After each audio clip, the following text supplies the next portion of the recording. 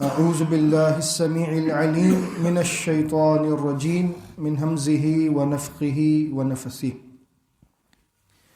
وإن كنتم في ريب مما نزلنا على عبدنا فأتوا بسورة من مثله وادعوا شهداءكم من دون الله إن كنتم صادقين فإن لم تفعلوا ولن تفعلوا فاتقوا النار التي وقودها الناس والحجارة اعدت للکافرین۔ سورہ بقرہ کی آیت نمبر 23 اور 24 پر بات ہو رہی تھی، اور اللہ رب العزت نے قرآن کا یہ چیلنج پیش کیا ہے ساری انسانیت کے لیے، خصوصاً اس دور کے عرب کے شعراء، مفکرین اور اپنے آپ کو بہت زیادہ زبان کا فصیح اور بلیغ سمجھنے والے مشرکین مکہ کو اور پورے عرب کے لوگوں کو کہ اگر تمہیں کچھ شک ہے اس کتاب کے سلسلے میں جو ہم نے اپنے بندے پر نازل کی ہے، تو پھر اگر تم سمجھتے ہو کہ یہ کسی انسان کا کلام ہے یا اس بندے کا اپنا لکھا ہوا یا پڑھا ہوا کلام ہے، تو پھر تم بھی اس کی مثل ایک صورت بنا کر لے آؤ۔ اور اگر تم سمجھتے ہو کہ تم اپنے ساتھیوں کو بلانا چاہتے ہو تو جتنے تمہارے ساتھی ہیں سب کو بلا لو، اگر تم سچے ہو تو ایسی ایک صورت بنا کر تم بھی لے آؤ۔ پھر اگر تم نے ایسا نہ کیا، اور یاد رکھنا کہ ہرگز ایسا نہیں کر سکو گے، اور پھر بھی تم انکار کرتے رہو گے، تو اس آگ سے ڈرو جس کا ایندھن انسان اور پتھر ہیں اور وہ کافروں کے لیے تیار کی گئی ہے۔ کل ہم بات کر رہے تھے عربی کی فصاحت اور بلاغت، اور پھر اس پر عربی زبان کی معراج قرآن مجید کی عربی کی فصاحت اور بلاغت، جس نے عرب کے بڑے بڑے شعراء کو پریشان کر دیا تھا، اور وہ اس بات پر بضد ہو چکے تھے کہ یہ یا تو یہ بندہ جو یہ پڑھ رہا ہے اس کو سکھانے والا کوئی بہت ہی بڑا عالم ہے، یا پھر یہ بندہ خود اس پر جادو کر دیا گیا ہے، یا یہ ہم پر جادو کرنا چاہتا ہے۔ مختلف قسم کی باتیں وہ کرتے تھے۔ طفیل بن عمر الدوسی، یہ دوس قبیلے کے سردار تھے، اور انہیں موقع لگا ایک مرتبہ کہ یہ بیت اللہ کا طواف کرنے کے لیے آ رہے تھے۔ تقریباً 6واں سال تھا اللہ کے رسول صلی اللہ علیہ وسلم کی بعثت کا، اور چونکہ عرب کے جو سردار ہوا کرتے تھے ان کی کافی خاطر مدارات ہوتی تھیں، لوگ ان کی بڑی آؤ بھگت کرتے تھے، تو جب یہ اپنے قافلے قبیلے کے ساتھ آئے ہیں طواف کرنے اور مکہ کے باہر ہی پہنچے، تو مشرکین مکہ نے اپنا ایک بڑا وفد بھیجا ان کی طرف، اور ان سے کہا کہ اس وقت آپ مکہ میں نہ آئیے، یہاں پر ایک شخص ہے جو لوگوں کو اپنی باتوں کے ذریعے نہ ان پر جادو کرتا ہے، ہمیں ڈر ہے کہ کہیں آپ پر بھی وہ جادو نہ کر دے، آپ سردار ہیں اور ہمیں آپ کے بارے میں یہ اندیشہ ہے۔ طفیل نے کہا میں طواف کرنے آیا ہوں، میں طواف کیے بغیر نہیں جا سکتا، میں طواف کر کے چلا جاؤں گا۔ انہوں نے کہا ٹھیک ہے، اگر آپ جانا ہی چاہتے ہیں تو اس بندے کا حلیہ اس طرح سے حلیہ ہے، اگر آپ کو وہ بندہ نظر آئے تو آپ اپنے کانوں میں روئی ڈال لیجئے گا، اس کی آواز آپ کے کانوں میں نہ آئے۔ وہ طواف کرنے چلے گئے، طواف کرنے پہنچے تو دیکھا اللہ کے نبی صلی اللہ علیہ وسلم خانہ کعبہ کے سامنے نماز ادا کر رہے تھے، اور نماز میں تلاوت کر رہے تھے۔ اس سے پہلے آپ کو یاد ہوگا کہ نبی صلی اللہ علیہ وسلم کو خانہ کعبہ کے سامنے نماز پڑھنے پر مشرکین مکہ ان پر سختی کیا کرتے تھے کہ تم ہمارے لوگوں کو خراب کرتے ہو، لیکن جب عمر بن خطاب رضی اللہ تعالی عنہ نے اسلام قبول کیا تو ان کا دبدبہ ایسا تھا کہ پھر کسی میں ہمت نہ ہوئی کہ نماز سے روک سکے۔ اللہ کے ایسے بندے ہوتے ہیں جو اسلام قبول کرتے تو پھر اسلام کو اللہ رب العزت ترقی عطا فرماتا، ان میں سے ایک عمر بن خطاب رضی اللہ تعالی عنہ تھے۔ تو اب نبی صلی اللہ علیہ وسلم خانہ کعبہ کے سامنے تلاوت فرما رہے ہیں، نماز ادا کر رہے ہیں، تو طفیل بن عمر نے دور سے دیکھا اور سوچا، کانوں میں روئی ڈال لی کہ مجھے اس کی آواز نہ آئے۔ تھوڑی دیر گزری، انہوں نے سوچا میں خود بہت بڑا شاعر ہوں، مجھے شاعروں کا کلام پتہ ہے، میں اچھے برے کی تمیز کر سکتا ہوں، میں اپنی قوم کا سردار ہوں، یہ بندہ کیا پڑھ رہا ہوگا، ایسا کیا ہوگا جو یہ مجھ پہ جادو کر دے گا، میں کیوں اپنے کانوں میں روئی ڈال کر طواف کروں۔ اس نے اپنے کانوں سے روئی نکالی اور نبی صلی اللہ علیہ وسلم کے بہت قریب آ کر سننے کی کوشش کی. اللہ کے رسول صلی اللہ علیہ وسلم کی تلاوت کو سنا اور نماز ختم ہونے کا انتظار کیا. نماز ختم ہوئی، آ کر کہا اے محمد صلی اللہ علیہ وسلم، جو آپ نے پڑھا ہے وہ میں نے سنا، میں نے شاعروں کا کلام سنا ہے، میں نے بڑے بڑے وزراء کے ساتھ وقت گزارا ہے، بادشاہوں کے دربار دیکھے ہیں، لیکن ایسا کلام میں نے کبھی نہیں سنا. آپ اپنے دین کی دعوت مجھے دیجئے، آپ کی دعوت کیا ہے؟ نبی صلی اللہ علیہ وسلم نے انہیں دین اسلام کی بنیادی اصول بتائے. طفیل بن عمر الدوسی جو کانوں میں روئی ڈال کر بیٹھے ہوئے تھے، انہوں نے اللہ کے رسول صلی اللہ علیہ وسلم کے ہاتھ پر اسلام قبول کر لیا، اور پھر بعد میں ان کے والد نے، ان کے گھر والوں نے، اور پھر کچھ عرصے بعد ان کی پوری قوم نے اسلام قبول کیا. الحمدللہ.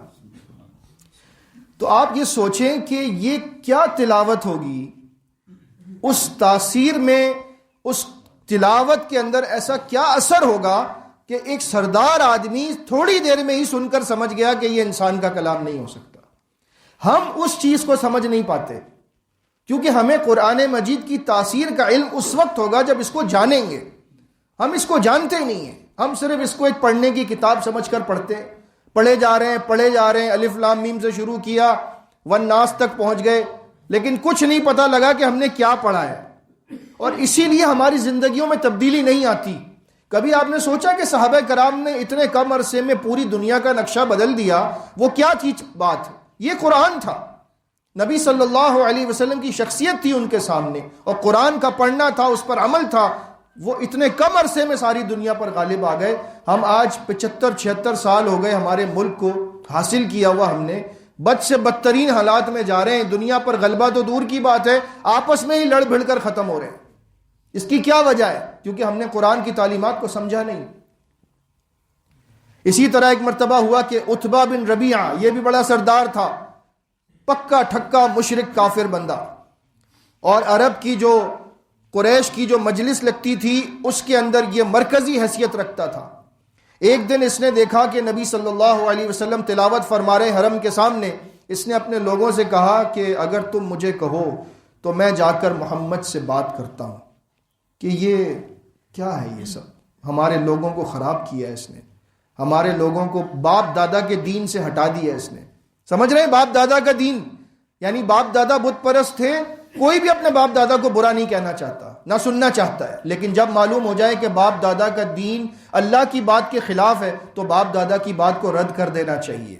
یہ نہیں کہ باپ دادا کو پکڑ کے بیٹھے رہیں گے بس یہ غلط نہیں ہو سکتے. اگر ایسا ہوگا تو پھر تو ہندو ہندو رہے گا، عیسائی عیسائی رہے گا، کافر کافر رہے گا، کیونکہ باپ دادا تو سب کے ہیں. لیکن ہمیں اللہ کی بات ماننی ہے، باپ دادا کی بات کو اللہ کی بات کے سامنے رد کرنا ہے. تو پھر اس نے اجازت لے لی. اس کو کہا گیا ٹھیک ہے تم جاؤ، تم ہمیں سب سے بہتر بولنے والے ہو، سب سے بہتر بات کرنے والے ہو، تم جاؤ بات کرو، دیکھو شاید یہ مان جائے اور اس دعوت سے پیچھے ہٹ جائے. عتبہ گیا، نبی صلی اللہ علیہ وسلم کے پاس آ کر بیٹھا اور گفتگو شروع کرتے ہوئے کہنے لگا بڑے ہی غیر مہذب انداز میں، اے محمد صلی اللہ علیہ وسلم، تم کیا چاہتے ہو؟ اگر تم نے یہ سب اس لیے کیا ہے کہ تمہیں مکہ کی سرداری چاہیے تو ہم سب تمہیں اپنا سردار بنا دیتے ہیں. اگر تم نے یہ سب اس لیے کیا ہے کہ تمہیں پیسہ چاہیے تو ہم تمہیں عرب کا سب سے مالدار آدمی بنا دیں گے. اگر تم نے یہ سب اس لیے کیا ہے کہ تم بادشاہ بننا چاہتے ہو تو ہم تمہیں اپنا بادشاہ مان لیں گے. لیکن تم یہ بات چھوڑ دو. اگر تم نے یہ اس لیے کیا ہے کہ تمہیں عرب کی خوبصورت ترین عورت سے نکاح کرنا ہے تو ہم عرب کی خوبصورت ترین عورت کو تمہارے سامنے پیش کر دیں گے. لیکن تم یہ بات چھوڑ دو.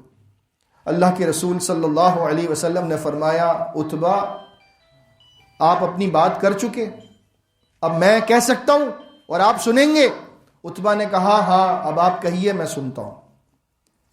اللہ کے رسول صلی اللہ علیہ وسلم نے سورہ فصلت کی تلاوت شروع فرمائی.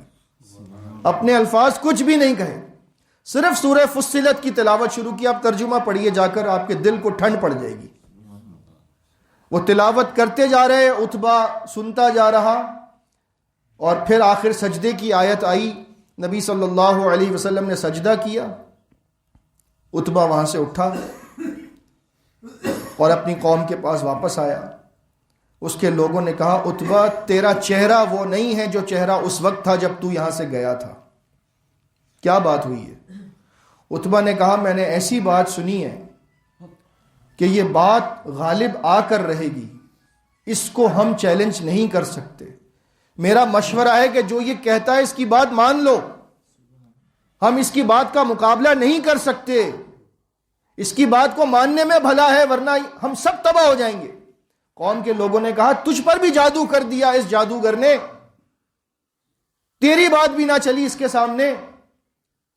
عتبہ نے کہا، میں نے تمہیں سمجھا دیا، میں نے تمہیں سمجھا دیا۔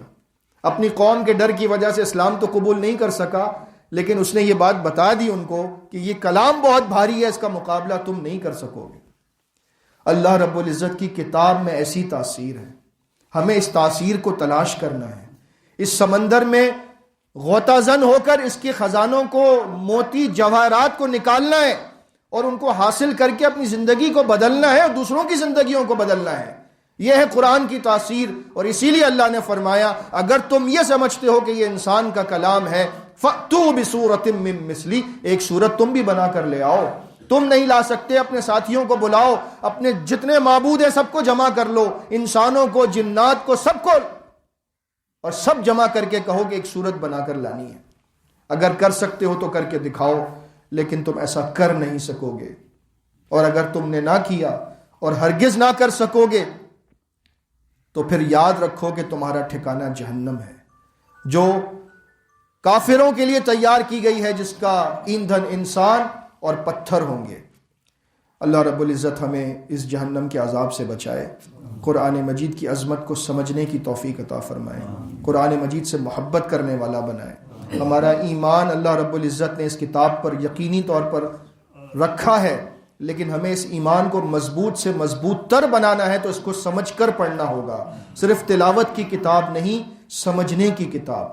پھر انشاءاللہ ہماری زندگیوں میں وہ تبدیلی آئے گی جو قرآن چاہتا ہے۔ اللہ رب العزت ہمیں اپنی زندگیوں کو قرآن و سنت کے مطابق گزارنے کی توفیق عطا فرمائے، آمین۔ استغفر اللہ، استغفر اللہ، استغفر